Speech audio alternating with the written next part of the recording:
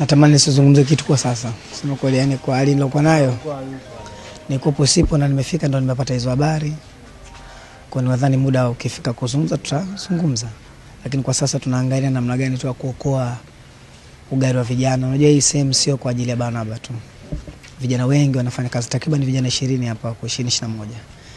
Na tukichanganya na timu za watu wa bendi mtu karibu na 40. Kwa hiyo kuna muda utafika rasmi tutazungumza.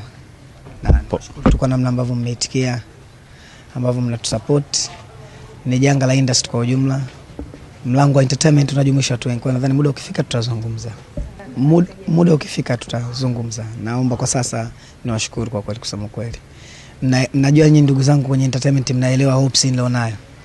Namna ambavyo pain nilionayo. Kwa hiyo nadhani waje tuangalie mustakabali wengine, uchunguzi wa polisi pia wanaendelea kuchunguza kupata taarifa zao za awali. Baada hapo nadhani mambo yatakuwa mazuri, lakini cha msingi tunamshukuru Mungu kwa kila kitu. Kila kitu anapanga yeye na tunamshukuru Mungu, na hili nalo ndio kwake na tunarudisha shukrani kwake.